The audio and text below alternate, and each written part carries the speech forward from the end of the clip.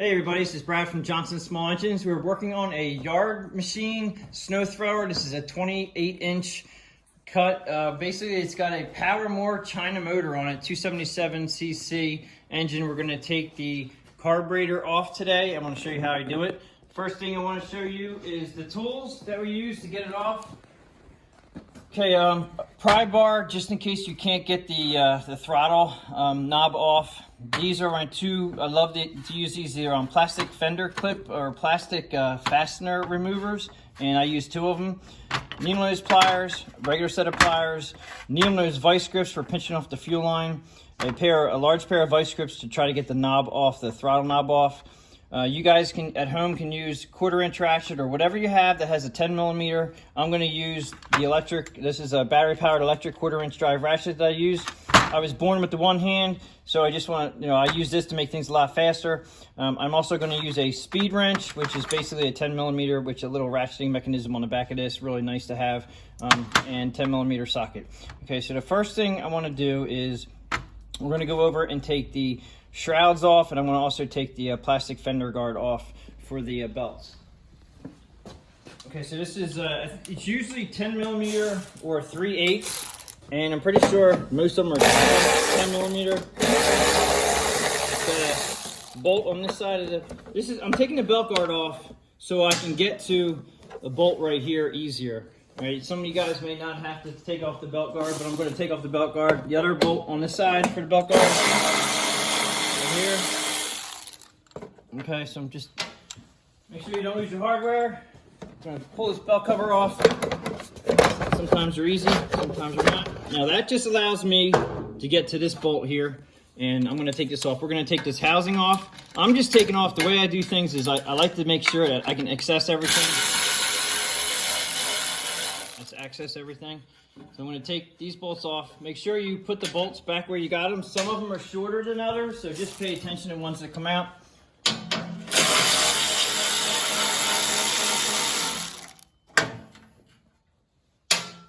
And we're just going to go ahead and take all these off.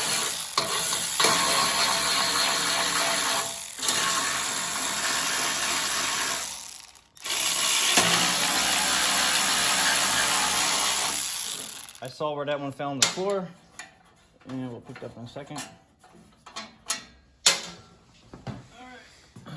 Okay, we got one hidden away, and that's where I use the speed wrench, which is on this side. All right. That guy's tight. Okay, now we should be able to remove that whole housing now. I got all the bolts out. Okay, I'm gonna put that to the side.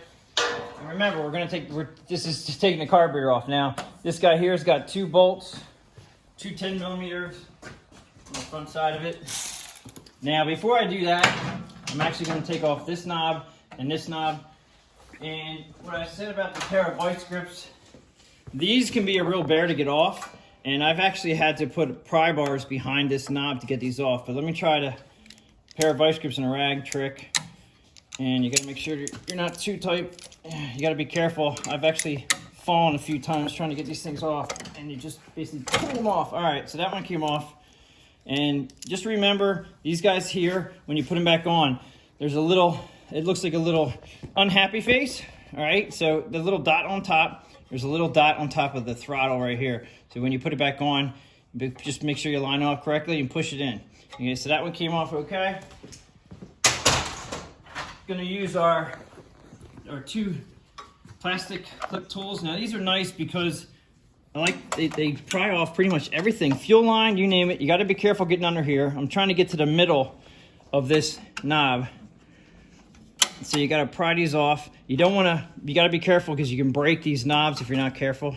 So pry them off nice and easy. 2 screwdrivers should work. I just like to use these. And then when you get this off, there you go. Make sure when you put this one back on, there's a little nub right here that goes in the slot right here. So just make sure you have them lined up, and that goes in correctly right here when you put it back on. Okay, so now I'm going to take off the two 10mm bolts right here. One's here, and then we got one here.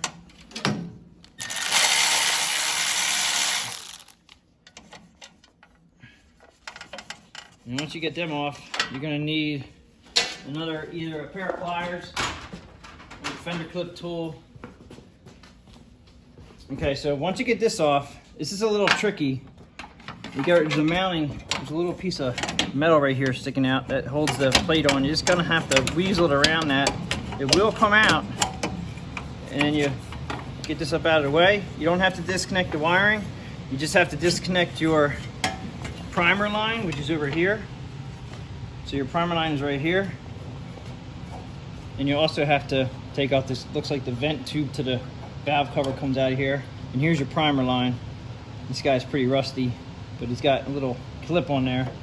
And you can try pulling it off. If it doesn't pull off, then use your screwdriver or some sort of a screwdriver to get that, pry that off there. Be careful if you can not harm it, you may have to snip the end of it to put a new piece on. Make sure this is in good condition so you can reuse it again. If not, you should replace that. Okay, so from there we got to get 10 millimeters nuts off of here. Okay, now these guys are a little tricky. You might want to come around and look at this. Okay, so these guys there's 2 nuts here, and behind these nuts there's actually a washer. So you got to make sure that you don't lose the washer behind it. They hold on the choke assembly here. All right, and I'm gonna just do these manually here. And if you're doing this, make sure you're on some kind of floor where you can watch what hits the floor if you drop this stuff. 2 10 millimeter nuts that come off. And I'm probably gonna wind up dropping these washers. Just remember to look where they go. And this just pulls out. There's one washer. Here's the other washer. Now this right here, it's the shaft that goes up into the choke. Make sure you know where that goes. Okay, you pull this out and it'll slide down right out of there. And then this here is just, it's supposed to be an air filter cover, but there's no air filter. This is just a box that they put it on. All right, so we got that off out of the way. And we have to pinch the fuel line with a pair of needle nose vice grips. Be careful when you pinch them. You don't want to pinch them too tight, but you just want it enough that it doesn't leak when you take off we got to take off this clamp here.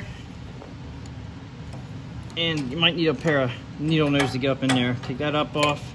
I use my fender clip, plastic clip tool. I call it a fender clip tool, but it's actually a plastic clip remover. It really works well. Screwdriver, pair of pliers. This just helps protect the fuel line so I don't damage it. Now there's gonna be fuel coming out of here if you're not careful, so make sure you have a rag. This one seems to be pretty dry. Just a note, this is where, I know this is how to take it off, but this is where I actually get a glass container and I put the fuel line inside it, and then I'll drain some fuel. And I do that just to see if there's any water in the bottom of the tank.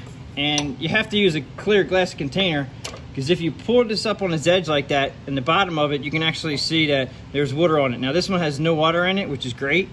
So at that point, you can move on to the next step, which is your needle nose pliers. And we have the fuel line off. So now you have to take off your throttle linkage here. And there is a very small spring. It's an anti-vibration spring. It helps the surging. So you don't want to break it. Take that off. That'll just drop out of the way.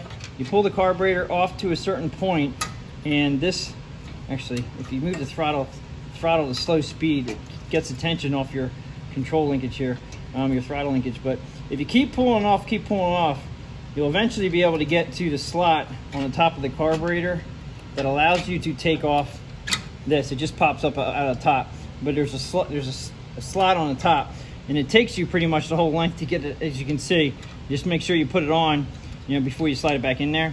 And hopefully, okay, so this is gonna be real tricky here. Okay, so we can't get this carburetor off very easily because its handle's in the way. All right, so as you can see, it gets really, really close. I mean, so close. I mean, you know what? Wow, that is so close. All right, well, guess what? We got it. So, I don't know how, but believe it or not, I don't know if I'm gonna be able to get that back on there again. but if we had to, we could loosen up the handle a little bit. Yeah, it looks like I'll be able to get back on there. All right, so tilt it back out. Your handle's going to be in the way. Just tilt it back a little bit, up, pull up that way, and out it comes. All right, well, we didn't have to loosen the handle up. But anyway, that's how I take a carburetor off this 28-inch yard machine snow thrower. Now, as far as we're going to rebuild this carburetor, and I'm actually going to show that on a different video. But as far as getting parts for these and the right carburetor, I've had a lot of people ask me about getting the right carburetor or the right parts. I'm pretty sure you had to buy a carburetor on these, but there's two different models for this. I've already looked into it. This is actually it's either a 2012, 2013, 2014, or 2015 year for the same model. The model number is down here. Okay, so your model number of your machine is down here. All right, when you're looking up the carburetor, it's a 31AH64EG700. Now you're gonna take that to an MTD website, and you're gonna look up MTD parts at MTD website, and it's gonna give you probably 3 or 4, maybe even 5 different model years. I found out by looking at this over here. I'm not sure if you're gonna be able to see that or not, but this engine here is a 478 SU. I think pretty sure it was an SU, or yeah, so it's a 478 SU. When you get to the breakdown on all the machines, on all the snow blowers, look for that engine style to get this carburetor part number, and then you'll be able to order up your own part number. So I appreciate everybody watching my videos. If you like this video, please give it a thumbs up. Thanks for watching, and please subscribe.